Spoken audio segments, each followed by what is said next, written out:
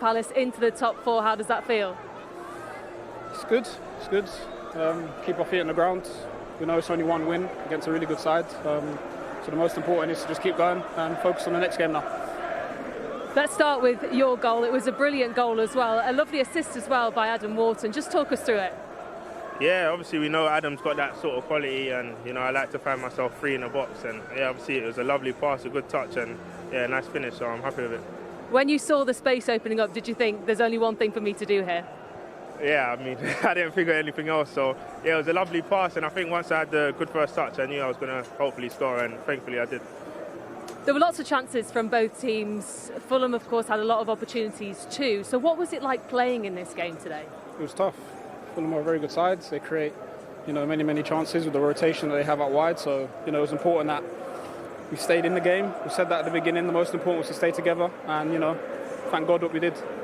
You absolutely did, because you came up with the winning moment. Talk us through that, because it seemed to be very crowded in that area, but you got the important header. No, it's not credit to me, it's credit to the whole team. I think when everyone does their job, it makes it easy. It's a great cross, and, it's just important for me just to get a touch on it, which I did. I can tell that both of you are being very humble about the position that Crystal Palace are in at the moment, but just talk us through what it is like to play in this Crystal Palace team right now. Yeah, it's enjoyable. I think, we fight for each other, we work hard for each other, and we're full of confidence. So, like Marc said, it's just one game, but we want to take it step by step. And I think the sky's the limit for this team. If we keep working how we are and keep, progressing how we are, then we've got a big chance in the future. It's a really busy fixture schedule, of course, coming up. You've got lots of games in December. For players, how do you manage that? Yeah, I can't lie, it's tough. It's tough, but it's what we get paid to do. We enjoy it. We want to play as many games as possible. So just got to recover and just go again. We've got no choice, to be honest.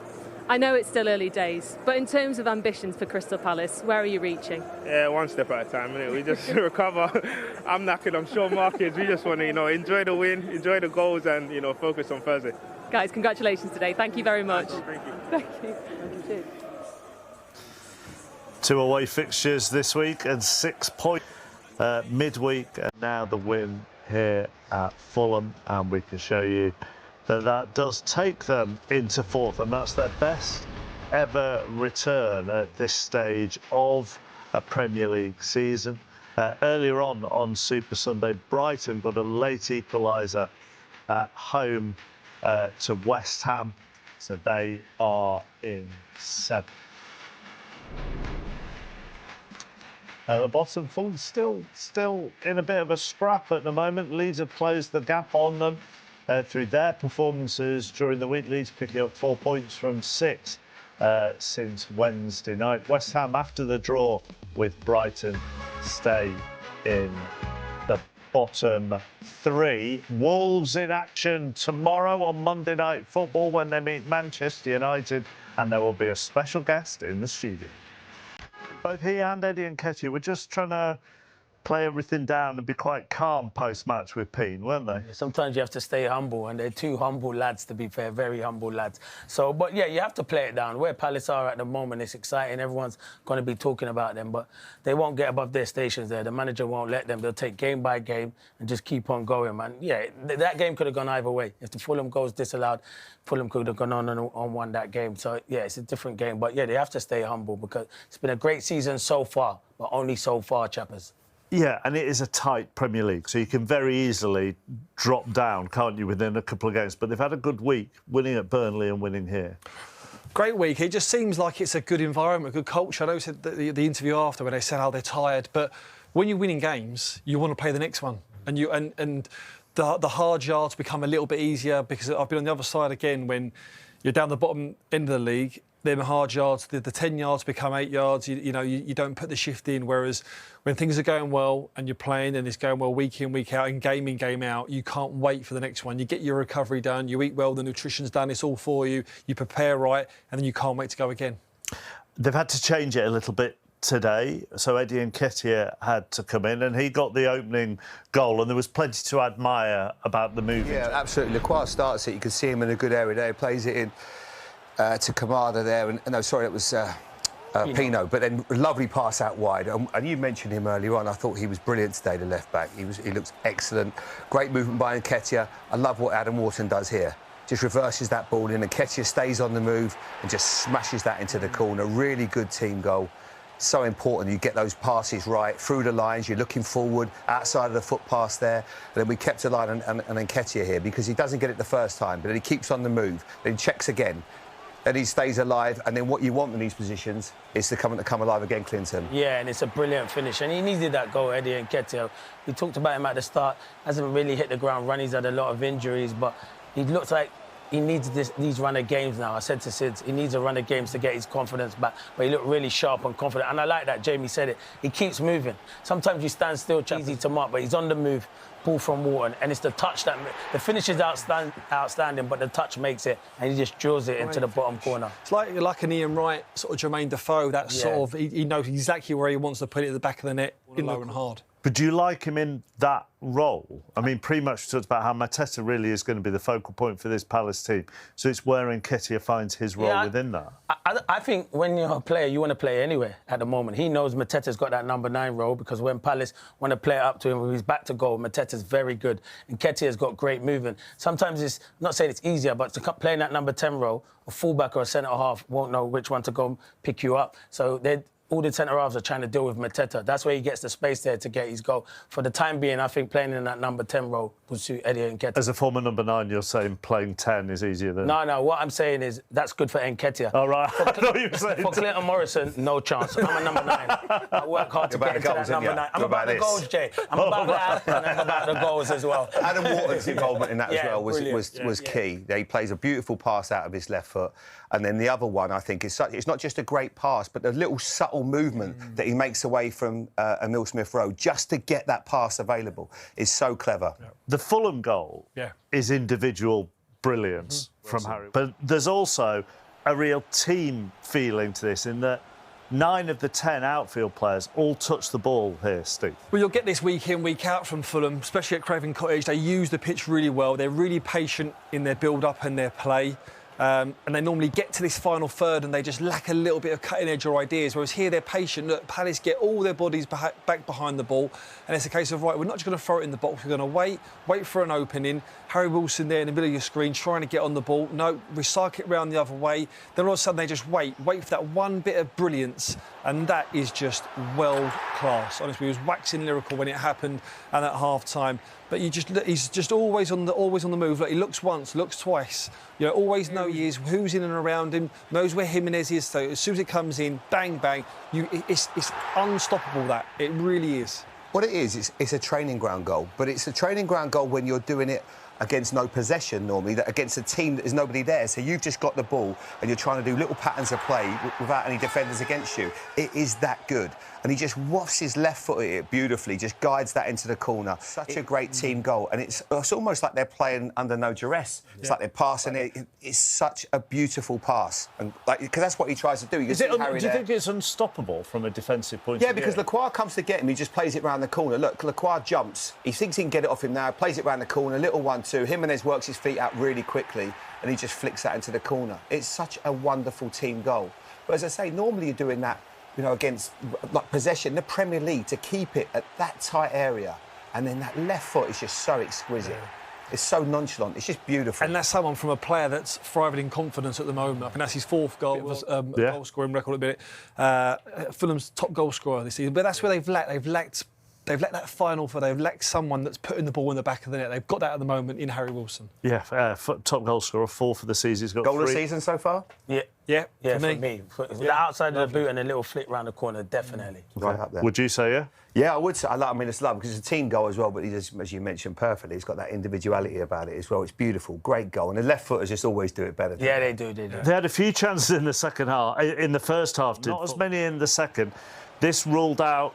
Originally, we wondered what Raul Jimenez was doing with his hand here, but it's ruled out for offside. There's no debate here, Clinton. No, Chukwueze. And you know what? It's a pet hate of mine. You should not be offside. Obviously, Iwobi, he follows it up. Follows it with the header, hits his shoulder, not even his head, and Smith-Rowe does well. But be patient there, chappers. You don't need to go. You don't need to go. Timing of your run, I see it so many times where wingers are so eager to get there. Just stay there. Nathaniel Klein's are literally 5 yards away from you.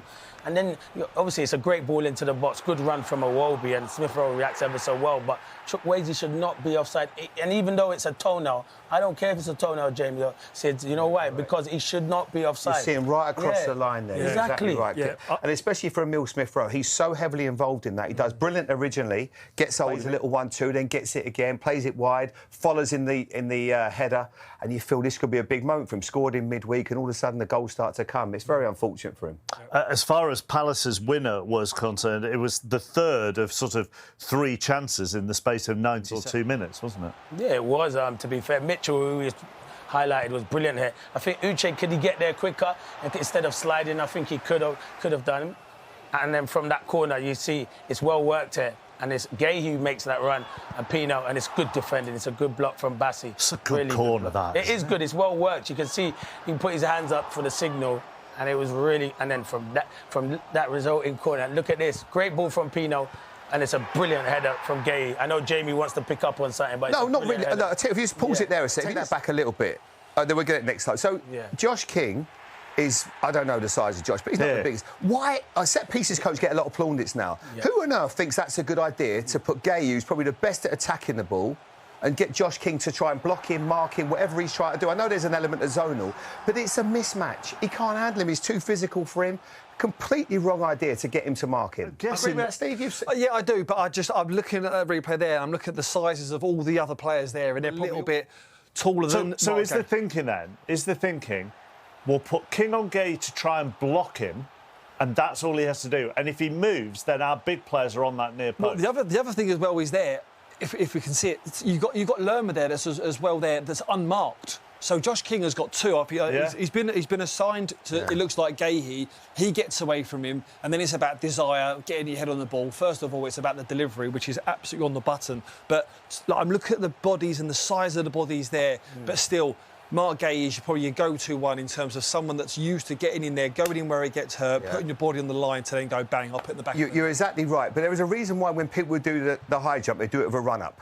So if you're on somebody, you're going to jump much higher. Which is why by the time he gets to Anderson, he's got extra elevation. I just don't see that has to be a mismatch. I know you've got Jimenez at the back post, and he's doing zonal, and they're an element of zonal and blocking. And I'm not saying they put him in to stop to mark him, but to block him. But it's just a physical mismatch. Yeah. And once Guehi gets that run on him, he's probably stood there thinking, oh, he can't handle me. I've got a great chance to score here. Yeah. So I think that's where they've got it wrong, to be honest, that detail. Definitely. And I know you're making substitutions all the time, and he probably looks at him and he's probably gone, really? I've got to pick up him. I can't handle him. He's too physical for me. And unfortunately, that was the consequence. And he's a threat, Marc Guehi. He's one of the best headers of the ball. So you get one of your bigger players to stop his run, not little small King, because he's small. He's small in stature. And as Jamie alluded to and says, he's just going to move him out of the way. And once you get Jamie's spot on, I've always said this, and I know they do it nowadays with the zonal market, but once you get a run on someone, if you're standing still and trying to jump, you've got no chance, and I've got the run on you. Not even if I'm not the biggest, I've got the run on you. I can just flick it in. It's a great. And I suppose they are a big side. I grant you, they're a big side. Lacroix, Richards, they're a big side. But I think sometimes when you've got that, it's almost better not having him there because it's pointless. And the warning, I suppose, was there on the previous corner, and the fact that Guehi got free to do the dummy. Yeah. So he was on his own there for the previous. In general, your principles are your man doesn't score. You know, I mean, if you're marking someone from a corner, my man doesn't score. If he's going to get in front of me, I'm going to make sure he doesn't get a clean head. I'll try and get a nudge on him, or I'll just try and put him off. But as I said, the physicality was a mismatch. Let's get some Fulham reaction. It comes from the man who these 3 think has scored the goal of the season so far, Harry Wilson with P. Harry, I can imagine that's really frustrating to lose that right at the end. What did you make of the game?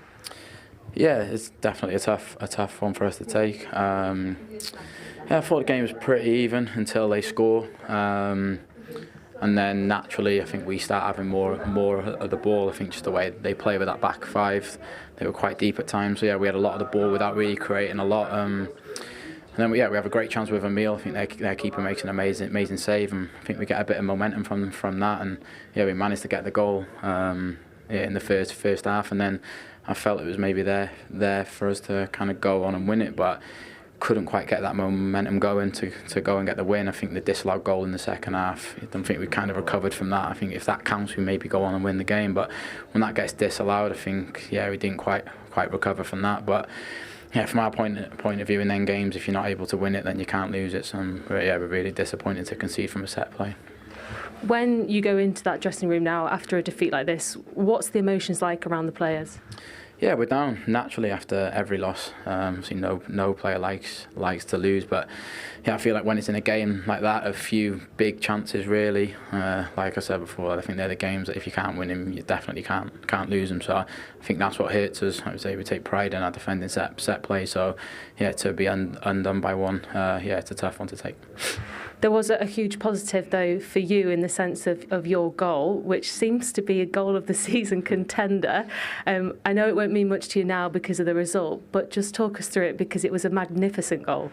Yeah, it would have meant a lot more obviously if we got the 3 points, but yeah, still personally it was a nice goal. I think when you play against a team like Palace who hit 5 at the back and defend really well, it takes a move like that, quick intricate passing, 1-2s to try and open up. And yeah, I think when Alex played the ball into me, I knew Raul was there, and yeah, he gave me a perfect setback, and yeah, I was able to just use the outside of my left foot and find that far corner. So yeah, obviously it felt really nice to score. Just disappointed it didn't lead to the 3 point. Going forward, then obviously lots of positives to take from this performance, as there was in that defeat against Manchester City as well. How confident are you and the rest of the Fulham players of moving up that table? Yeah, I think from Tuesday night's game to score 4 against City, we have to take positives from that, and we wanted to bring that into this game. So yeah, obviously really disappointed to not do that. But yeah, so we've got a tough game away at Burnley next week, and I think we've got the quarter final of the Carabao Cup. So the games are coming. They're tough away from home. So yeah, we've got to regroup, make sure we work out on the training pitch, and yeah, and be ready for them games. Thank you very much for your time today. Thank you. Must be quite hard for him, that, really, and that he scored a worldie and probably wants to be beaming about it, but understandably has to downplay it because of the result. Yeah, definitely. I think I'd be beaming inside. I'd be happy, but I'd be disappointed that we lost the game. But I'd be telling everyone, "Did you see the goal?" He's not wrong. I mean, you're gutted about the result, but it's Sky Sports News on repeat. You are not stop watching that, are you? I mean, and in the morning and the next day. Yeah, because you want him to enjoy. You sort of, because he scored that, you want him to enjoy tonight, don't you? As a personal accolade, it's massive to score in any game. Obviously, if you come off the back of a loss as well, it's hard. But you can go back, reflect, and go, do you know what? I've done my bit today. Yeah. Okay. Very selfish. On behalf of Clinton. Busy weekend in the NFL. How did you feel about your side's performance today? I'm really proud of the team and proud of the performance, and especially the way we let's say we played the last 20-25 minutes, because in the last games it looked like we're getting a little bit fatigued, and I felt so we were a little bit lucky when their goal was disallowed straight after halftime, but I felt the longer the game took, it was more likely that we win the game. We created chances, we played, really defended well, didn't give them anything, and then always were threatening when we played forward. And we missed 1-2 chances before, and then we decided the game was a great set play. And this makes me proud, because the team, we didn't want to defend the draw, we wanted to win, and I think that's why we got the win at the end. Where did you see the difference today then? As you mentioned, the last couple of performances, you were hoping for that consistency. You got that today.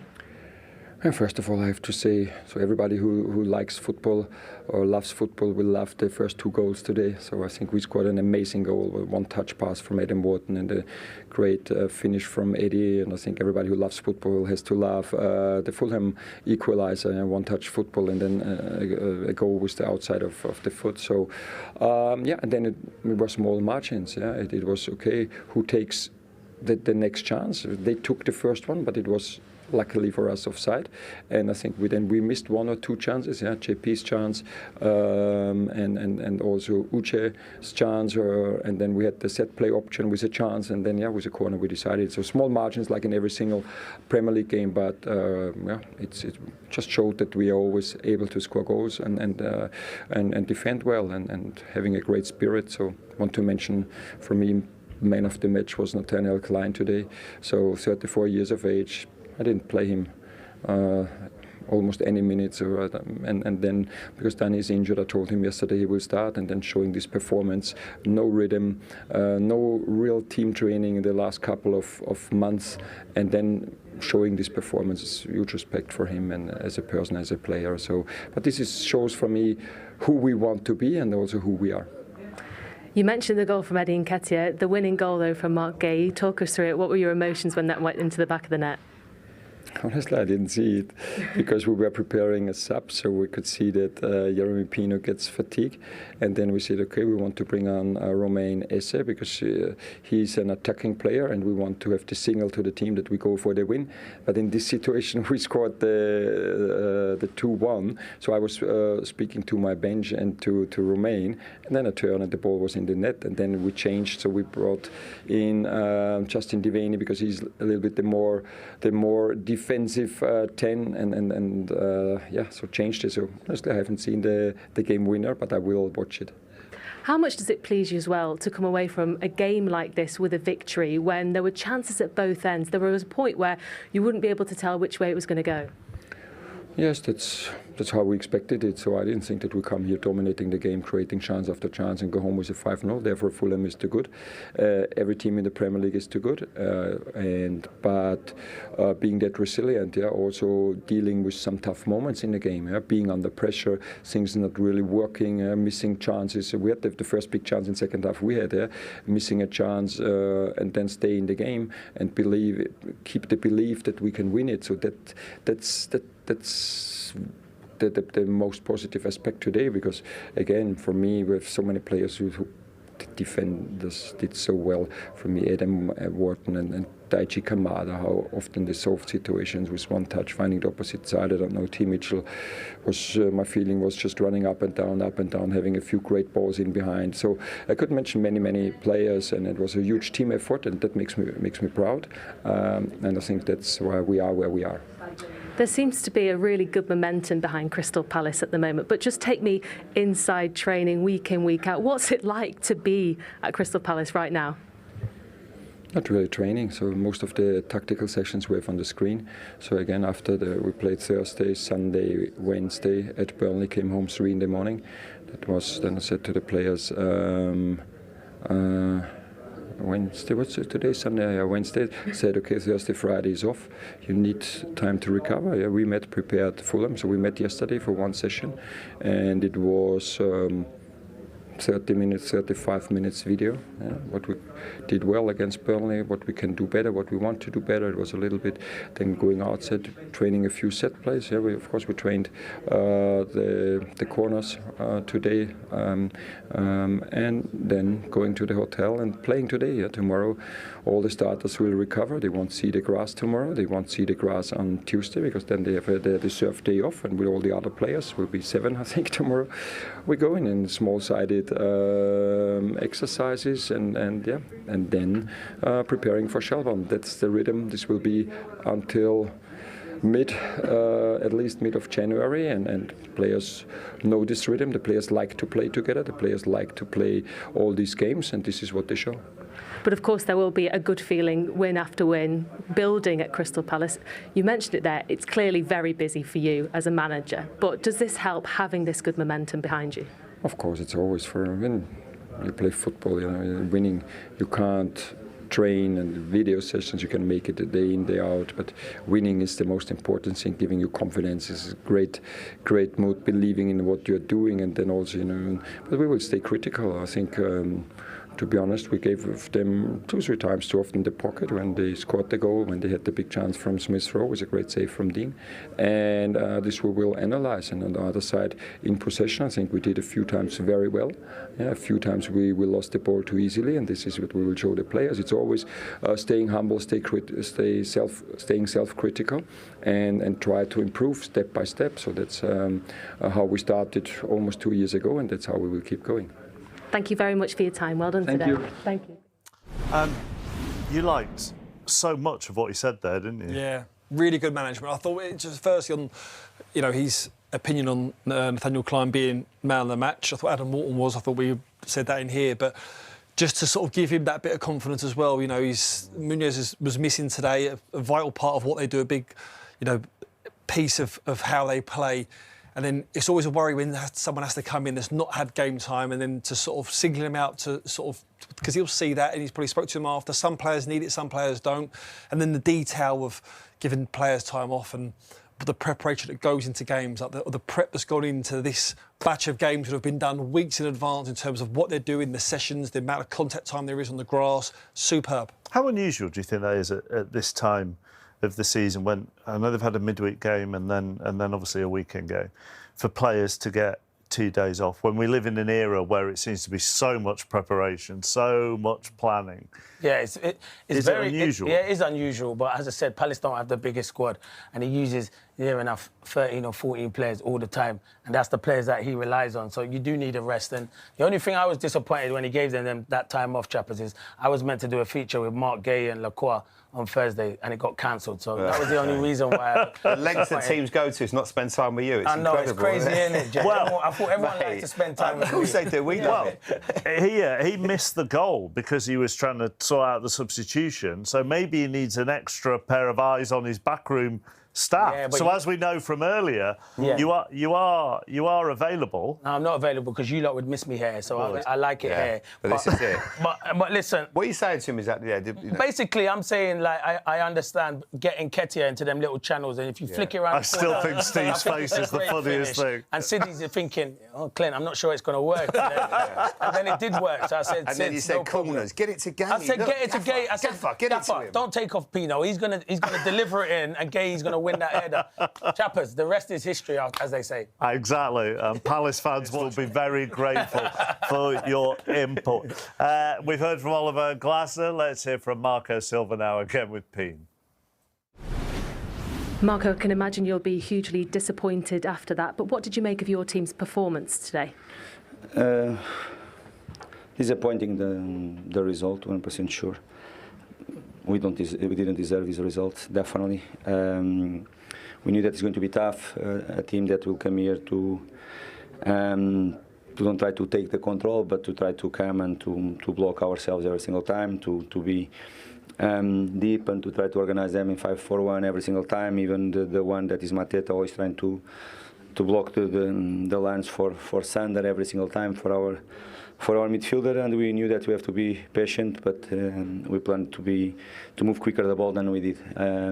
We started well the game, winning some corners, being on the front foot. Of course, we had 1 or 2 good moments in the corners with the good chances. The Emil one, and after the other one with Kenny, very good chances from ourselves. They scored, but the reaction from the team was good. I think we scored a brilliant goal, very good combination. Before that we had a great chance with Emil as well to equalize the game. Great save from Palace goalkeeper. And second half we tried to start it quicker, moving quicker the ball, and we started. Of course we had the goal disallowed.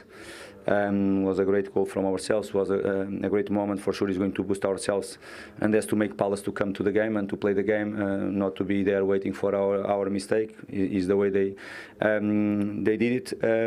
Of course, the goal was disallowed. Probably the nail of Chukwueze is too big for the sports that you are playing. Now another decision from the VAR. Against ourselves, and of course after the game started too tight, not many chances, not for us, not for them. We had some dangerous moments, they had some counter-attacks, they tried to play in our mistakes every single time.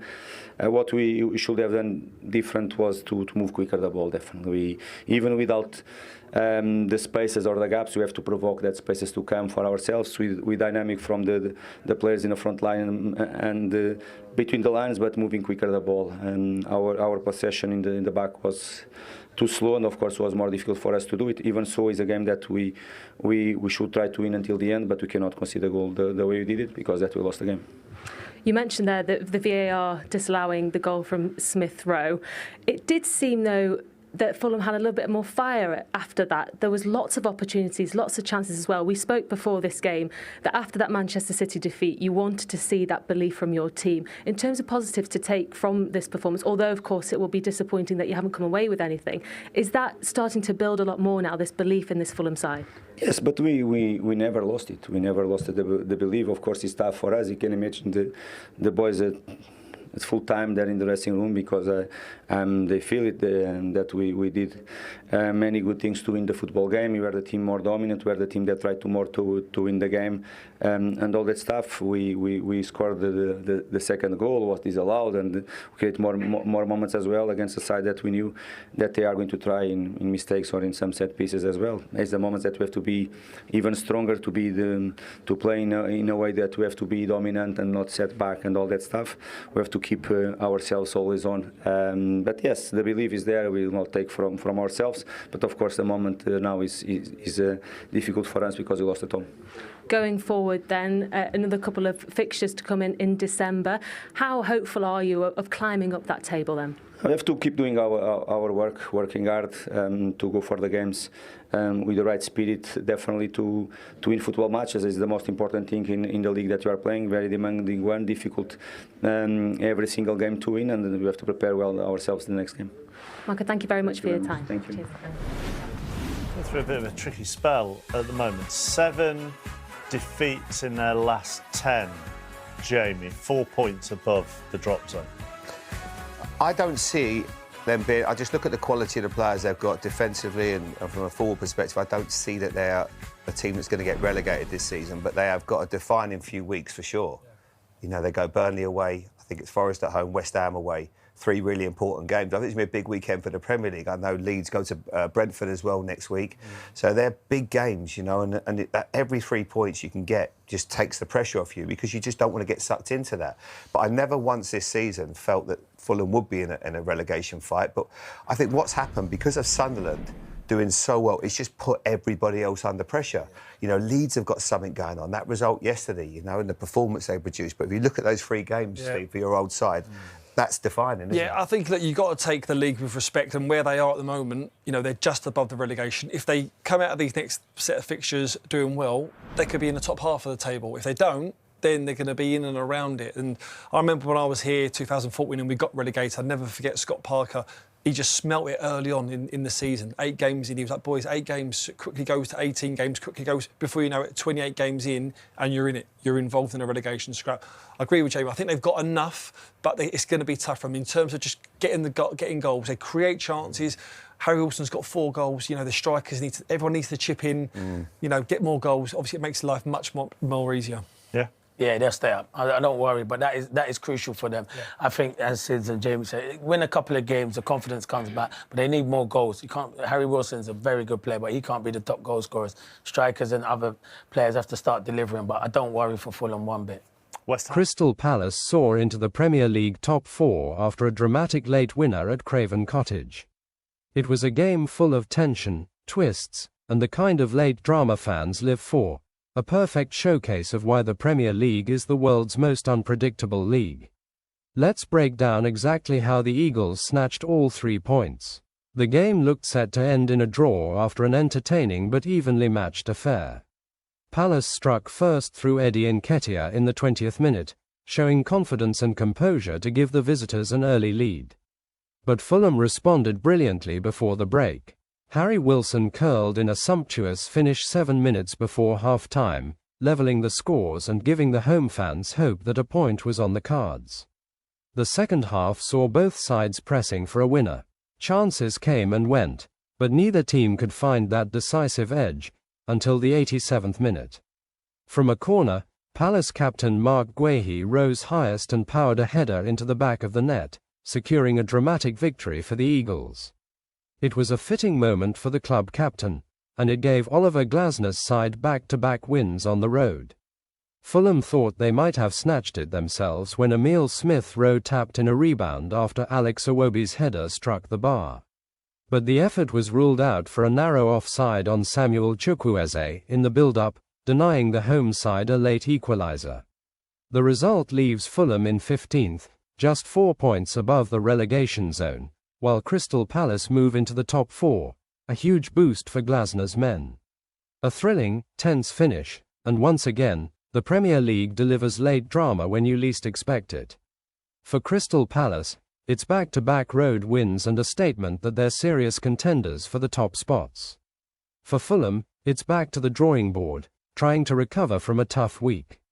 Keep it locked to SportLab for all the latest Premier League recaps, tactical breakdowns, and matchday highlights. We'll be there for every late winner, every heartbreak, and every unforgettable moment.